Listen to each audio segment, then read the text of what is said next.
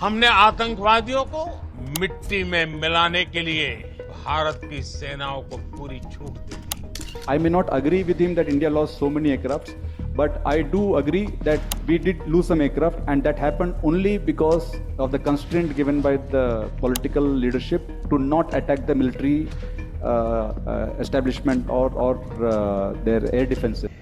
नमस्कार दोस्तों, जब भारत देश की हवाई ताकत यानी कि भारत की वायुसेना दुश्मन के आसमान के ऊपर गरज रही थी, उसके ऊपर बॉम्बार्डिंग कर रही थी, हम अपने दुश्मन की जब लंका लगा रहे थे ऑपरेशन सिंदूर के माध्यम से, और उसी वक्त हमारी भारत की सियासी सरजमी के ऊपर एक अजीब सी चुप्पी छाई हुई थी और उस चुप्पी के पीछे दबाए गए थे बहुत सारे हमारे सवाल। आपको याद होगा ऑपरेशन सिंदूर एक ऐसा मिशन जिसने पाकिस्तान के आतंकवादी ढांचे को बुरी तरीके से राख में तब्दील कर दिया था। हमने उसके ऊपर इतनी बॉम्बार्डिंग करी कि वहाँ पर सब मिट्टी में मिल गया।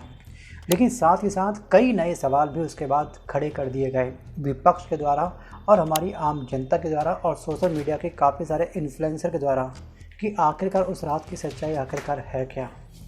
7 मई 2025 की रात 11:30 बजे के आसपास जब हमारी भारत की सेना ने दुश्मन के ऊपर हल्ला बोल किया, उसके ऊपर हमला बोला, तो ये कहा गया था कि आतंकियों की आखिरी बची कुची ज़मीन भी मिट्टी में मिलाई जाएगी। ये हमारे भारतवासी से हमारी सरकार के द्वारा एक वादा किया गया था। लेकिन हकीकत ये थी कि सिर्फ आतंकियों पर नहीं बल्कि भारत की रणनीति पर भी उस रात कई मिसाइलें दागी जा रही थी। वो थी दोस्तों मिसाइलें सवालों की, विपक्ष के सवालों की, आम जनता के सवालों की। और अब देश ये पूछ रहा है कि अगर इतना दमखम भारत ने दिखाया उस दिन, पाकिस्तान के हमने दांत खट्टे कर दिए, उसको हमने मज़ा चखा दिया अच्छा वाला, हमने ईंट का जवाब मिसाइल से दिया, तो फिर सीज़ फायर आखिरकार क्यों हुआ, वो भी इतनी जल्दी।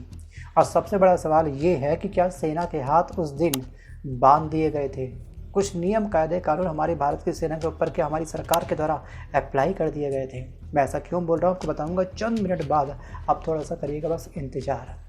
आज है 1 जुलाई 2025। ऑपरेशन सिंदूर को पूरे 55 दिन हो चुके हैं, 55 डेज़ कंप्लीट हो चुके हैं इस ऑपरेशन सिंदूर को, लेकिन सरकार आज भी खामोश है और जनता जवाब मांग रही है। और सबसे बड़ा सवाल ये कि आखिरकार ऑपरेशन सिंदूर में हमारे भाई कितने विमान गिरे हैं।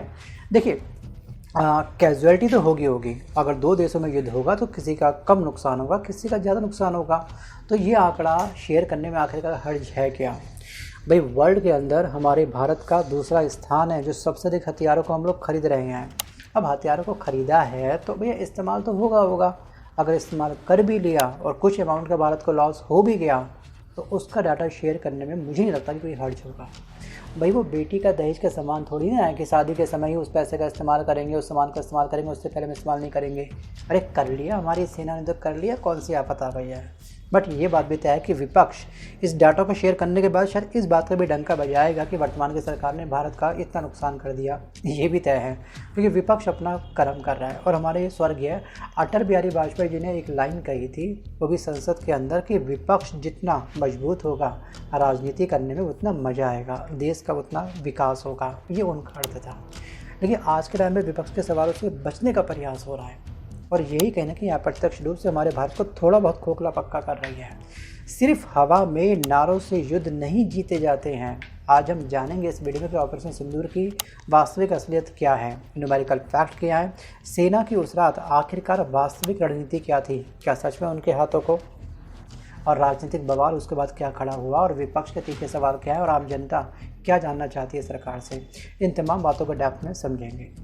तो गाइस यहाँ पर शुरुआत होती है पहले फेज़ की, क्योंकि ऑपरेशन सिंदूर 2 फेज़ में हुआ है। एक 7 मई 11 बजे के आसपास रात, और यहाँ पर लक्ष्य था पाकिस्तान के आतंकी ठिकानों को नष्ट करना। ध्यान रखिएगा पाकिस्तान की आर्मी के ऊपर हमें कुछ बम्बार्डिंग नहीं करनी है पहले फेज़ में। लेकिन कुछ घंटों में सामने आई एक चौंकाने वाला आंकड़ा कि हमने केवल आतंकवादी ठिकानों के ऊपर बम्बार्डिंग करी है। उसके बाद ही तुरंत चंद मिनट बाद ही भारतीय वायुसेना के मिराज 2000 और सुखोई 30 MKI और राफेल जैसे मल्टी रोल कॉम्बैक्ट एयरक्राफ्ट जो हमने तैनात किए थे उनको बहुत बड़ी हानि हुई है उस रात, और इस डाटा को हमसे छुपा दिया गया। और रिपोर्ट के मुताबिक दोस्तों पहले ही दिन 3 एयरक्राफ्ट यानी कि एक SU 30 MKI डैमेज हुआ हमारा और 2 मिराज 2000 को नुकसान पहुंचा है। ऐसे कयास लगाए जा रहे थे, काफ़ी सारे न्यूज़ एजेंसी ने ये डाटा भी शेयर किया था, बट सच्चाई को खंडित कर दिया गया। बस ये कहा गया कि ये वर्तमान की सरकार की छवि खराब करने का शायद प्रयास किया जा रहा है, क्योंकि हम सभी जानते हैं कि 3 महीने बाद बिहार में इलेक्शन है और ऑपरेशन सिंदूर की सफलता का डंका बजाया जाएगा उन इलेक्शन के अंदर, और उस इलेक्शन को जीत में तब्दील करने के लिए इस ऑपरेशन सिंदूर के द्वारा ट्रम्प कार्ड खेला जाएगा वर्तमान की सरकार के ऊपर। लेकिन विपक्ष भी कोई कम है नहीं, वो भी सवाल पूछे कि भाई आखिर कितने एयरक्राफ्ट गिरे हमारे, क्यों डाटा आप छुपा रहे हो, कितना नुकसान हुआ है भारत की जनता को आप बताओ। क्योंकि विपक्ष अपना कर्म कर रही है कहीं ना कहीं, बस टांग खिंचाई करना है, और राजनीति में टांग खिंचाई एक बहुत बड़ा ट्रम्प कार्ड होता है, एक बहुत बड़ा हथियार होता है कि सामने वाले नेता का बस एक वीक पॉइंट पकड़ लो और तिल का पहाड़ बनाने के लिए आज के टाइम में सोशल मीडिया की एक बहुत बड़ी टीम तैनात हो चुकी है। अब यहाँ पे जो नुकसान हुआ है ना, इसमें हम कह सकते हैं कि सुखोई जो हमारा 30 MKI है उसकी एक एयरक्राफ्ट की जो कीमत है दोस्तों वो है आपकी 358 करोड़ के आसपास। और ये अमाउंट वैसे लग रहा होगा बहुत बड़ा अमाउंट है, बट हमारी भारत की सुरक्षा के लिए, भारत की शान के लिए ये अमाउंट बहुत ही चिन्नक सा है। और मिराज 2000 की जो कीमत है वो लगभग 250 करोड़ के आसपास है, यानी कि पहले चरण में भारत को लगभग 860 करोड़ के आसपास इतना हमारा नुकसान हुआ है। और अब सवाल ये उठता है कि हमारे विमान कैसे गिरे? क्या आतंकवादियों ने हमारे एयरक्राफ्ट के ऊपर हमला किया? क्या उनके पास एयर डिफेंस सिस्टम था? क्या उनके पास इतनी ताकत थी कि हमारे इतने बड़े बड़े एयरक्राफ्ट को वो धराशायी कर सकें? क्या पाकिस्तान के एयर डिफेंस उस दिन एक्टिव थी? क्या उनको पहले से इन्फॉर्मेशन थी कि उनके ऊपर हमला होने वाला है? क्योंकि इस तरह की भी न्यूज़ सामने आ चुकी है कई बार। अब सच्चाई क्या है वो चलेगा पता आने वाले समय में। और दोस्तों, क्या हमने उनके सैन्य ठिकानों को पहले से निशाना नहीं बनाया था? क्या हमारा फोकस था आतंकवादी ठिकानों के ऊपर और पीछे से पाकिस्तान की सेना ने हमारे एयरक्राफ्ट को बूम धराशायी कर दिया, हमारे पीठ पीछे खंजर घोंप करके। और वैसे भी किसी ने खूब कहा, अगर पाकिस्तान को अगर कब्र के अंदर दबा भी दोगे ना, दफना भी दोगे, तो शायद वो कब्र से बाहर निकल कर हमारे ऊपर पक्का पत्थर फेंक सकता है। वो अपनी फितरत है, nature can not be seldom, कुत्ते की दुम सीधी नहीं हो सकती है। हम सभी जानते हैं कि हमने पाकिस्तान को 4 सबसे बड़े युद्ध में हराया है, हर बार पाकिस्तान हमसे हारा है।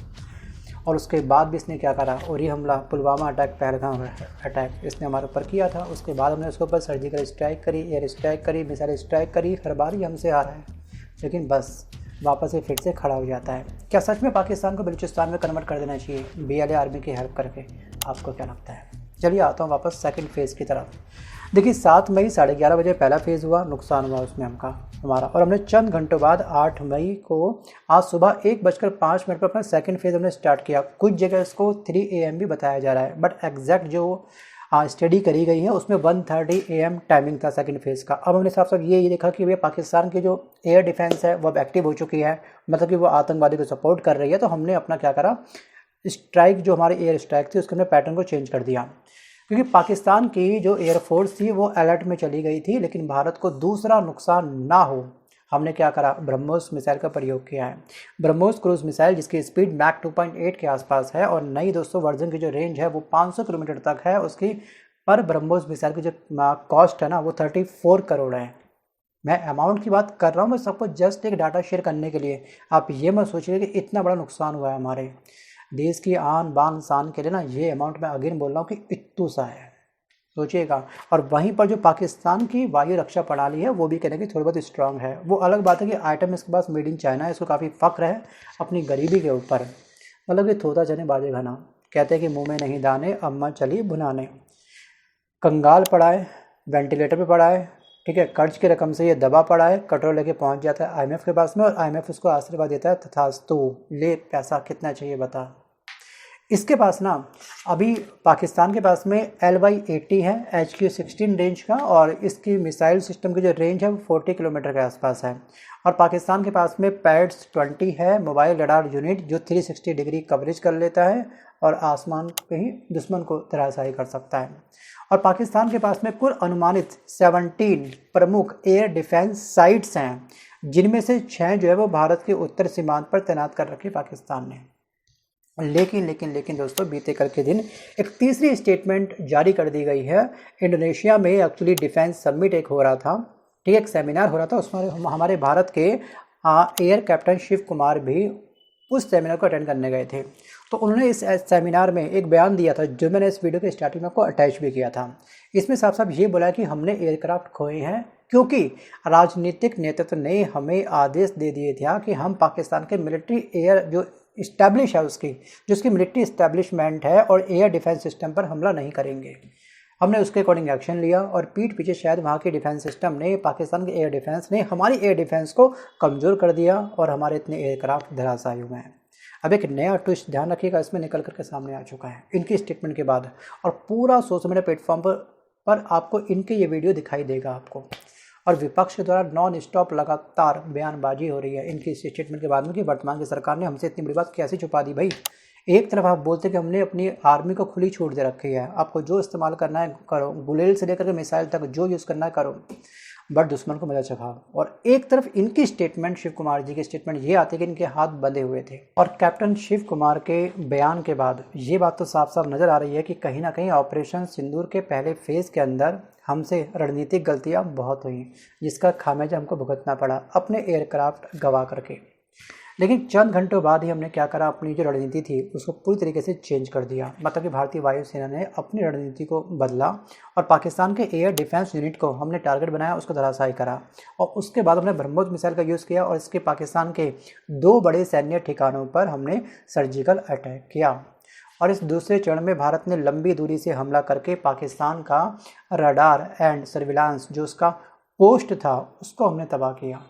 शायद इसी ने हमारे एयरक्राफ्ट को डिटेक्ट कर लिया कि हमारी तरफ से एयरक्राफ्ट आ रहे हैं, चलो भाई ठीक है इसके ऊपर बॉम्बार्डिंग कर देते हैं। अब यहाँ पर प्रधानमंत्री ने, आपको याद होगा कि अनंतनाग हमले के बाद क्या कहा था कि अब आतंकियों की बची कुची ज़मीन को भी मिट्टी में मिलाने का समय आ गया है। लेकिन विपक्ष ये पूछ रहा था कि अगर मिट्टी में मिलाने का समय आ गया था तो अचानक से ये सीज़ फायर क्यों किया गया। भाई ट्रंप ने क्या हमको धमकाया, क्या हमको डराया, टेट की धमकी दी थी उसने, हमने उसके बाद सीज़ फायर कर दिया, या फिर मामला कुछ और ही था। भाई दाल में काला है या फिर पूरी दाल ही काली है, आपको क्या लगता है? वीडियो को पॉज करके आप मुझे कमेंट करके पक्का बताइएगा। आखिरकार क्यों नहीं बताया गया कि कितने विमान गिरे और कैसे गिरे? क्या सच में पाकिस्तान आर्मी ने हमारे विमानों को गिराया था? क्या सच में अब आतंकवादियों के पास में एयर डिफेंस सिस्टम अब आ चुका है कि उसने गिराया था? एक्चुअली कांग्रेस नेता जयराम रमेश और पवन खेड़ा के द्वारा कई सवाल पूछे गए हैं। अगर सरकार ऑपरेशन का राजनीतिक फ़ायदा उठा सकती है तो पार्लियामेंट में जवाब देने से क्यों डर रही है? 60% विपक्षी सांसदों ने संसद के अंदर स्पेशल सेशन बुलाने की मांग करी थी। भाई ऑपरेशन सिंदूर को लेकर के हमारे कुछ डाउट है, हमारे कुछ क्वेश्चंस हैं, हम उनसे पूछेंगे वर्तमान की सरकार से, वो हमको रिप्लाई कर देंगे, हम शांत हो जाएंगे। हम इतनी बयानबाजी अपनी सोशल मीडिया प्लेटफॉर्म पे करेंगे ही नहीं। आप एक सेशन तो बुलाओ। स्पेशल सेशन बुलाने की जो रिक्वेस्ट थी विपक्ष की, उसकी रिक्वेस्ट को धराशायी कर दिया, रिजेक्ट कर दिया गया वर्तमान की सरकार के द्वारा। और सबसे बड़ी बात यह है कि 3 विरोधाभासी बयान दिए गए हैं जब से सर्जिकल स्ट्राइक हुई है, ऑपरेशन सिंदूर हुआ है, तब से लेकर के अब तक। पहला बयान आपको याद होगा कि CDS जनरल अनिल चौहान ने सिंगापुर में जो ब्लूमबर्ग में एक इंटरव्यू दिया था, उसमें उन्होंने क्या बोला था कि losses don't matter, result matters, यही कहा गया था। मतलब कि लॉस कितना हुआ ये मैटर नहीं करता है, रिजल्ट क्या रहा ये मैटर करता है। बिल्कुल सही बात है। लेकिन यहाँ पे आम जनता का और विपक्ष का ये जानने का अधिकार तो कम से कम है ना कि आखिरकार हमारा कितना नुकसान हुआ। मतलब जीत का शायद कंपैरिजन करना विपक्ष को कि आखिरकार कौन जीता, भाई इसका इतना नुकसान करोड़ का, इतना हमारा नुकसान हुआ, तो क्या बताओ करेंसी का डिफरेंस निकाल रहे हो, अपनी रुपीज़ का डिफरेंस निकाल के वो आकलन करने बैठेंगे विपक्ष की सरकार। ये भी हो सकता है। डाटा बता दो भाई, कोई दिक्कत नहीं है, नुकसान होता है, बिल्कुल होता है। अब दोस्तों एयर मार्शल AK भारती ने भी एक बयान दिया था, आपको याद होगा अच्छे से, कि कॉम्बैट में नुकसान स्वाभाविक है। मतलब कि युद्ध के अंदर नुकसान एक कॉमन सी बात है, बिल्कुल सही बात है, होता है।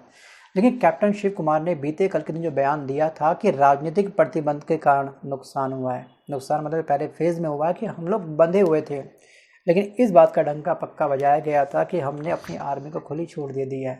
थल सेना, नौसेना, वायुसेना, जिसका प्रयोग करना है CDS जी करो, दे दो किसी को भी इंस्ट्रक्शन, कोई भी जो इस्तेमाल करना है। वेयर हाउस अपना तैयार है, ठीक है, गोडाउन ओपन है, चाबी आपके पास में है, गुलेल लो, मिसाइल लो, लेकिन मज़ा चखा दो दुश्मन को। काफ़ी अच्छा लगा था सुनने में तो उस टाइम पे हम सबको, लेकिन असलियत थोड़ी बहुत छुपा करके कुछ गलती कर दी गई है। मतलब कि इतने विरोधाभासी बयानों ने आम जनता को, विपक्ष को और मीडिया को भी बुरी तरीके से परेशान कर दिया है। एक तरफ ट्रांसपेरेंसी की बात और दूसरी तरफ कोई आधिकारिक आंकड़ा शेयर ना करना, एक सबसे बड़ा क्वेश्चन मार्क रेज कर देता है, एक डाउटफुल कंडीशन में डाल देता है हमारी वर्तमान की सरकार को। और इन तीनों के बयान के बाद में सोशल मीडिया प्लेटफॉर्म पर हैशटैग ऑपरेशन सिंदूर ट्रूथ काफ़ी ट्रेंड कर चुका है। बीती कल की रात दोस्तों ये काफ़ी टॉप नंबर 1 पे था। सोचिएगा दोस्तों कि वायर एक न्यूज़ एजेंसी है बहुत बड़ी, इस वायर ने अपनी रिपोर्ट में CNN और फ्रेंच एक्सपर्ट के हवाले से ये कहा था कि ऑपरेशन सिंदूर के अंदर पहले फेज़ में हमारा राफेल का भी नुकसान हुआ है, मतलब कि एक राफेल भी मार गिराया गया है। इसने केवल ये कहा था और इसके बाद भारत की सरकार ने द वायर की वेबसाइट को एक दिन के लिए ब्लॉक कर दिया था। सोचिए, एक दिन के लिए ब्लॉक कर दिया था। अब सवाल दोस्तों फिर वही है कि अगर सब कुछ ठीक था, चंगा सी, तो आखिरकार जानकारी क्यों छुपाई जा रही है भाई? सब कुछ चंगा तो पॉसिबल है नहीं। तो दोस्तों ऑपरेशन सिंदूर ने पाकिस्तान के आतंकवादी ढांचे को हिला करके रख दिया है, ये हम सब जानते हैं। इसमें हमें कोई डाउट नहीं है कि हमारी आर्मी पाकिस्तान के कंपैरिजन में काफ़ी सशक्त है, काफ़ी मजबूत है। लेकिन क्या इसकी कीमत हमने अपने ही विमान खोकर के चुकाई है? अगर चुकाई है तो अपने देश के आन बान शान के लिए ये अमाउंट कुछ बड़ा अमाउंट नहीं है, ये हमारी सभी आम जनता जानती है। अब दोस्तों क्या हमारी राजनीति ने सेना के हाथ सच में बांध दिए थे? आपको क्या लगता है? जब तीन बयान अलग अलग दिशा में जाएं तो एक लोकतांत्रिक देश में सवाल पूछना गुनाह नहीं होता, ये कर्तव्य होता है। आप क्या सोचते हैं कि सरकार को अब पार्लियामेंट में इस पर विस्तार से जवाब देना चाहिए? Think about it. So guys, आज के इस वीडियो में बस कर इतना ही। मिलता हूँ जल्द एक नए वीडियो के साथ, तब तक के लिए धन्यवाद। बट अपने तमाम कमेंट आप मुझे कमेंट सेक्शन में पक्का करिएगा कि आपको क्या लगता है। धन्यवाद।